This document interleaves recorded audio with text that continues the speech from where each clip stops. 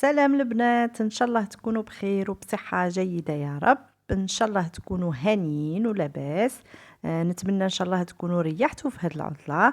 دونك كما تلاحظوا اليوم طليت عليكم بهذه التحلية اللي فيها 4 مكونات فقط، اللي هما البيض. هنا فصلت الصفار عن البياض.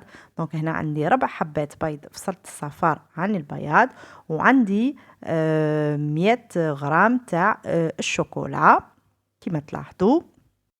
هنايا الشيكولا اللي كانت عندي ضفت لها 30 غرام تاع لا مارغرين، وحطيتها في البان ماري حتى دابت لي وتجانسوا لي مع بعض.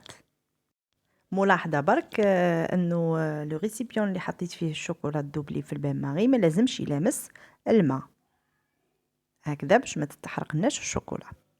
من جهه خلاف جبت 4 صفار بيض اللي كانوا بيان سور بدرجة حرارة الغرفة، زدت لهم 30 غرام تاع السكر العادي، وقعدت ندرب فيهم حتى الخليط هذا عاد لي أبيض كما تلاحظوا في الصورة.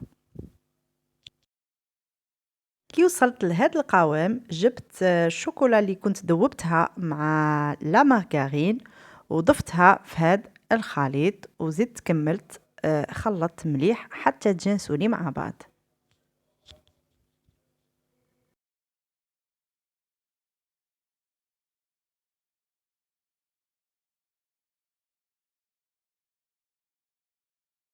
من جهة خلاف جبت هادوك 4 بياض بيض اللي فصلتهم عن الصفار في الأول، وزدت لهم قرصة ملح وضربتهم مليح مليح حتى تحصلنا على قوام تاع لا مورينغ.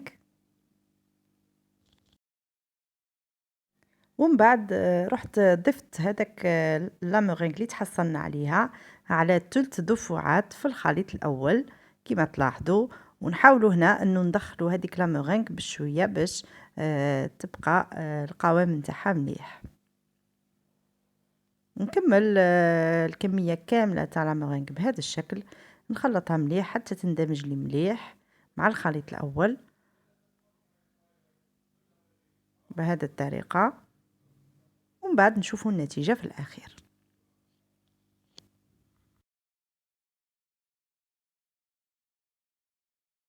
هذه هي النتيجة اللي تحصلنا عليها في الأخير. نتمنى إن شاء الله تكون عجبتكم وتجربوها وتنجحوا فيها.